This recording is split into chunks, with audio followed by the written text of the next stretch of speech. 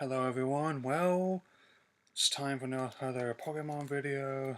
This is not a countdown video on Sun and Moon, but before I get started, I will point this out that I'm only $20 away together, so 10 apiece for my Sun and Moon pre-orders, Ultra Sun and Moon. And in this video, is going to be addressing two major pieces of subject matter, as well as correcting some misconceptions some other people have suggested as to the main. One of them will be more details on my thoughts on Brock and Misty's planned appearance in Pokemon Sun and Moon, and the other will be addressing more on the planned Nintendo Switch entering the series, not counting spin-off titles like Pokémon Tournament Deluxe, even though it does look fun though. Since they did release an extended preview of those episodes, which are going to be airing on the 14th and the 21st in Japan, and also, it was only a little bit over 2 minutes long, but there was a lot going on in those 2 minutes, In addition to the concept of the episodes, having Ash and his class with Lola, visit Kanto region for a school trip. It's also going to include some flashbacks to many key moments of the original series Harry's done and the art style. That's and as well as teasing potential Mega Evolution battles from Mrs. Gyarados and Brock Steelix. First off, I can say that in addition to me actually not finding the art style as bad as others people suggest, is that I actually kind of like how they're going back to the original designs, for people who might not be familiar with them. And because I always have mixed feelings towards some of the other designs. Yeah, sorry about that. Some of the other ones teased include flashbacks to key episodes such as by Butterfree, Hey, Charizard's Burning Ambitions, Gotta Catch You Later, all episodes I really enjoy, by the way.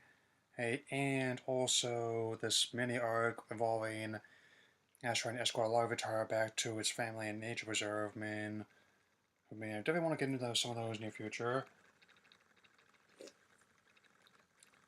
And in addition to reuniting with his Bulbasaur as well as some of his other ones from past adventures,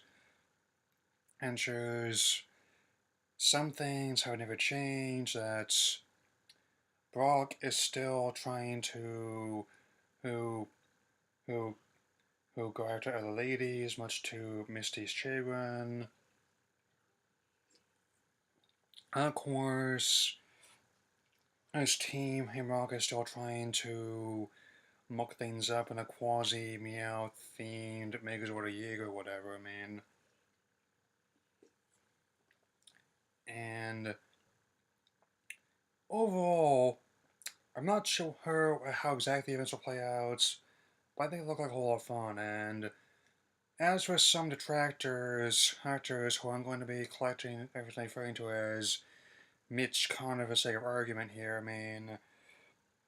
even though they all give different rationale for why they're doubtful about the whole thing, a lot of people I've spoken with are excited and hated for the matter, myself included, who did. They once again insinuate that it's hard. They find it hard to care about the series in its current state. Well, I personally find it hard to care about how people that react that way. It just kind of reinforces a really negative stereotype about the fandom that I've been trying to move past for a really long time. As I suggested before, just because a series goes on past its initial phase doesn't mean you can't keep finding things to enjoy from it. Even though I definitely like the original Star Trek quite a bit, I'll have to do another video like that on Friday. Hey, I'm also looking for Discovery, and the videos are going to be related to that. I really enjoyed the original Luke, Han, Leia, and the original Star Wars trilogy. But even with the shape of director, again, I'll probably address that in another video. I'm looking forward to seeing where these spin-off films stay, as well as the adventures of Finn, Poe, and Rey as well, man. And again, I submit that sometimes names some of the series content can surprise you. Example, I was not expecting a whole lot from Super Mystery Dungeon.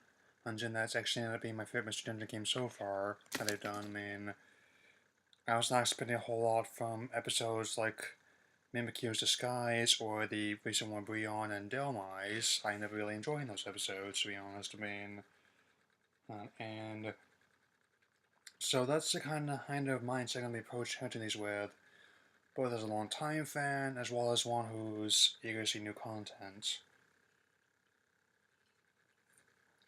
And on that note, I'll be getting into more details about the Nintendo Switch Entity franchise, which is currently in development. And I mean, even though no release date has been officially set yet, we are going to be seeing some capacity in 2018, and also more content being leaked from this all of the interviews with the creator haters that they published a little bit ago. And I kind of agree that the Switch is a unique piece of hardware. It's going to be interesting to see how developers make use of it.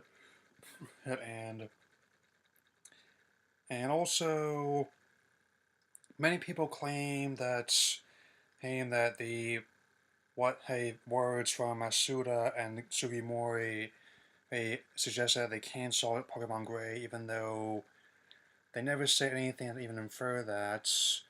I mean, I always find it interesting whenever people allude to things that people did not actually say. I mean, as far as I'm concerned, many people took that to mean that the rationale they're invoking would be akin to saying that I'm a talking dolphin that reviews lamps for a living. I mean, if you'll pardon the parlance. I mean, in fact, before I get into more details, I could say the opposite is true because there's actually have more content that could be just put in a third entry, and also they are actually open to revisiting Generations in the future. So, for anything like these Dragon Pro remakes on the Generation 7 engine or virtual console releases of past games, my question then would not be if, but rather when.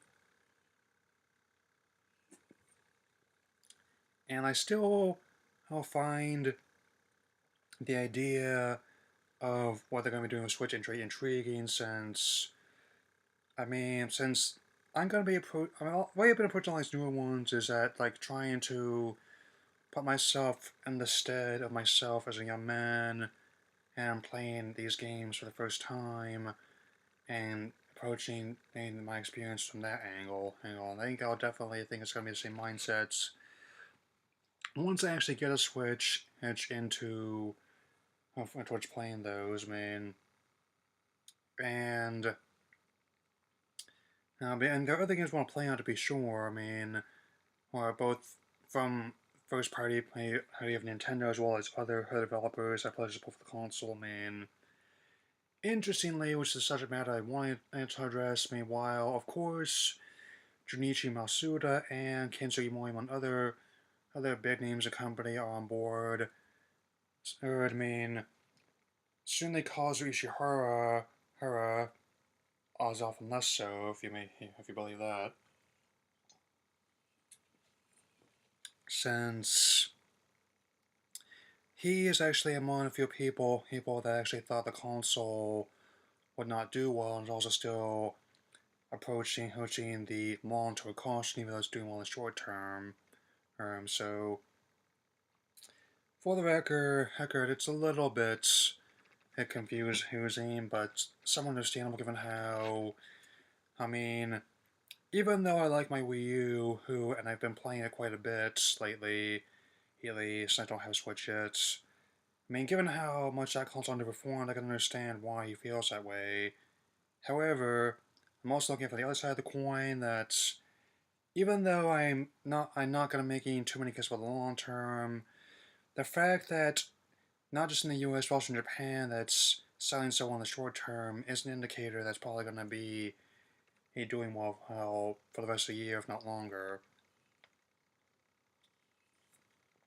To put this in perspective, I mean, a man who won the console was also like a journalist, was reporting on the matter, had on a few of the stories. I mean, one in particular, which is a subject matter, as a sample, had 48 in stock, and he was looking for one, obviously. He, and even though he looked all over the place, by the time he actually got in the door, all 48 eight, consoles have been sold, all of which definitely says something given how demand has outstripped supply by a 48-to-1 margin. So, I mean, if this pattern continues, whose for a variety of factors, there's many people that many tracking hacking reports suggest that it's going to be outselling the Wii U and the original Wii combined in its lifetime. I know this seems a bit bullish, but even with competition from Sony, Microsoft, as well as mobile gaming, I mean, it's still often a plausible idea. So, I also kind of glad that even if Sugimori is still a bit somewhat skeptical and it's healthy to be frank, and he has expressed interest in that game's development, and see what he can bring to the table that would not only appeal to longtime fans like me in this Japanese Pikachu shirt, but also to new ones who had never played a Pokemon game before and would essentially be their first entry to the series, whether a young man or just an RPG enthusiast who might have played something like Pokemon Go and said to themselves, "Hey, what's this one RPG series that everyone seems to enjoy so much and not bought the 12 million copies of?"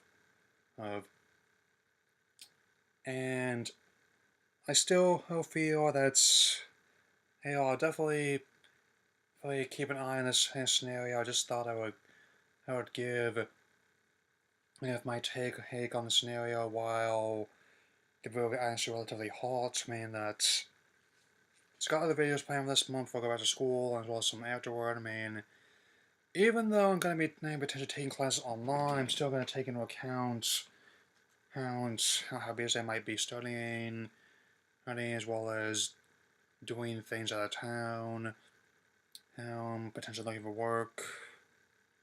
So, anyway, feel free to tell me what you think about the Switch game, as well as these animated appearances of Brock and Misty in the comments on the Google Plus page. I definitely have a few videos as planned, and such as trying to start my Superman movie marathon again eventually, like so my look at Superman 2 is going to be up next, and I will see you all later.